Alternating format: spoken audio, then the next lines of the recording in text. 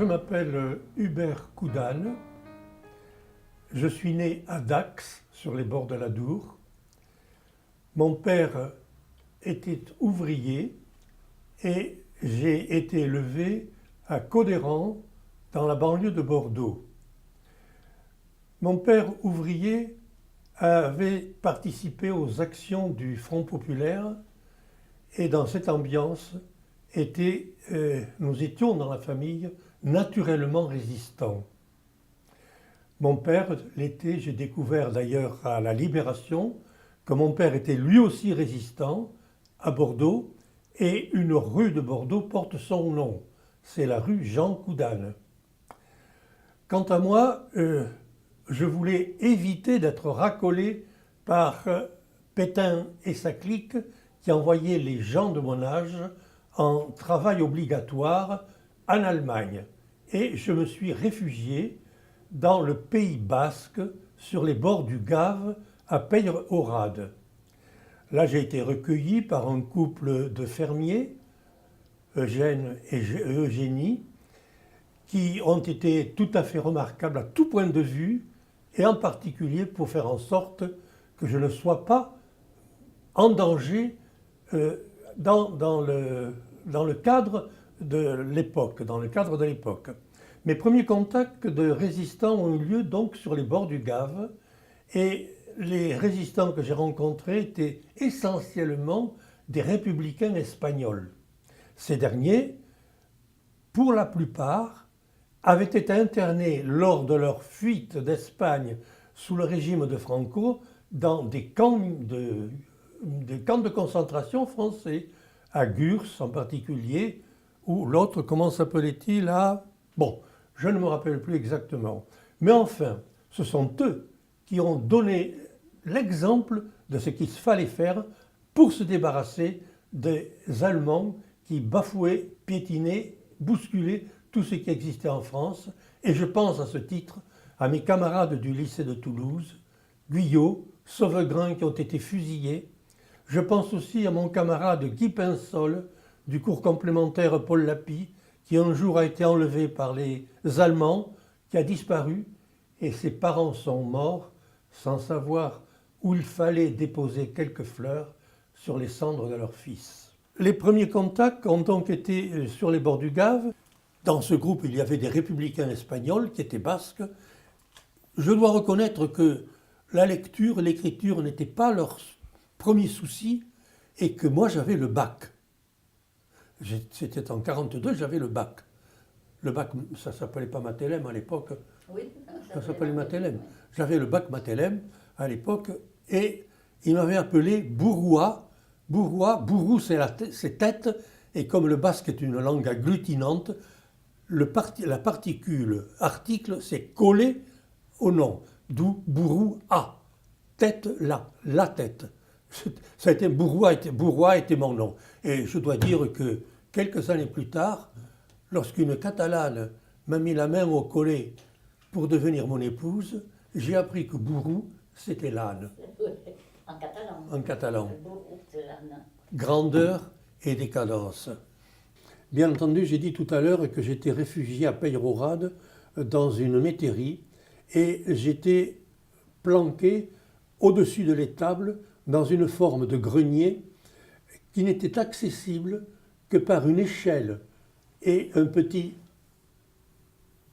ouverture taillée dans le mur, l'échelle étant constituée par un poteau et des bouts de bois perpendiculaires à ce poteau qui permettaient de monter à quatre pattes. Et dans ce grenier, je faisais grincer mon violon. Je n'avais rien d'autre chose à faire que pour passer le temps que de faire grincer le violon et jouer quelques airs que je me rappelais. La plupart du temps, d'ailleurs, c'était le Ça ira, ça ira, ça ira, c'était la Carmagnole, c'était des airs de cette nature qui me permettaient de me réconforter quelque peu lorsqu'un jour, je vois dans l'encadrement de l'ouverture au bout de l'échelle un soldat allemand. Alors évidemment, j'ai eu un réflexe qui me dit « N'aie pas peur, je ne suis pas allemand, je suis autrichien, et moi, je sais jouer du violon. » Bon, alors il rentre dans le grenier et me fait une démonstration. Le gars était un violoniste sans doute de Vienne, un violoniste qui avait sans doute participé à des spectacles, parce qu'il était quasiment professionnel dans ce métier. Et c'est vrai que lui, il savait vraiment jouer du violon, alors que moi, je me contentais de le faire grincer. Après avoir fait la démonstration de sa maîtrise du violon, me dit, avant de partir, et encore une fois, ne planque pas ton matériel sous la paille. Et il me démontre, en effet, parce que tu vois, c'est facile lever un sol de paille, et les Allemands, ils mettront une allumette après t'avoir ligoté dessus. Voilà. Entre Pérorade et la libération du Bordeaux, tu étais au lycée de Toulouse. Je l'ai dit qu'à Toulouse, j'étais également chargé de transporter des messages à des groupes extérieurs au lycée, parce que je pouvais sortir du lycée de manière irrégulière, mais facilement, étant donné une certaine souplesse que j'avais dans ma carcasse, pour ne pas passer entre la vigilance installée à la porte du lycée, pour franchir la ligne de démarcation, ce que j'ai fait plusieurs fois. Parce que franchir la ligne de démarcation n'était pas toujours très simple et surtout était plutôt dangereux. Ça, c'est le souvenir que je garde de Toulouse. Eux, ils étaient en prépa sciences au lycée de garçons. Nous, on était avec mes amis en prépa lettres au lycée Saint-Cernin. Et selon la tradition, les prépas des deux lycées se rencontraient, c'était le jeudi à l'époque, sur la place du Capitole, pour aller faire un tour au cinéma ou en palo, ou etc., etc. Et donc, au cours de notre première rencontre, en octobre, on a vu qu'ils avaient faim encore plus que nous. Alors nous, les filles, ce qu'on faisait au réfectoire, on ramassait tous les petits croûtons de pain qui restaient, les petits trucs mangeables, des morceaux. On mettait ça, le plastique n'existait pas à l'époque, on mettait ça dans des papiers journaux. Et puis quand on arrivait le jeudi, on arrivait avec notre paquet et on leur distribuait les croûtons de pain. Alors ils disent, bon, après nous deux on s'est mariés, et deux autres couples se sont mariés. Et ils disent, elles nous ont tués avec des croûtons de pain. Il y a eu une ascension sur Bordeaux où mes premières actions de résistance ont été faites. Je dois dire que j'étais mineur à l'époque. Et étant mineur, mes camarades FTP m'avaient dit « Toi, tu ne tueras point. Tu seras là armé pour te défendre éventuellement. » Ça, j'en garde ce souvenir, et c'est d'ailleurs ce que j'ai fait. Par contre, comme j'étais jeune et vous savez, j'avais joué au rugby, j'avais fait pas mal de choses de cette nature.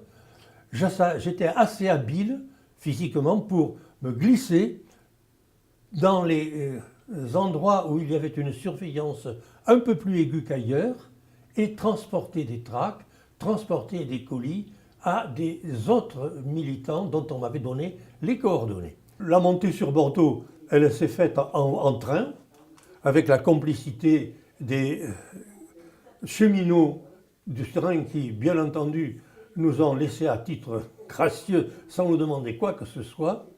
Et nous sommes arrivés dans la banlieue bordelaise, à la limite de la frontière des Landes.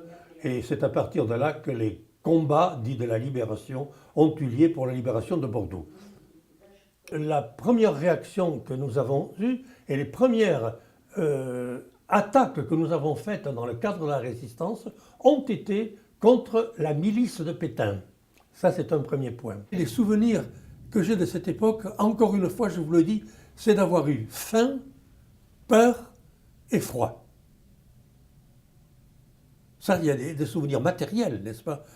Pas la peur, mais la faim et le froid sont des souvenirs matériels qui ont marqué mes 18 ans et même mes 16 ans, quoi.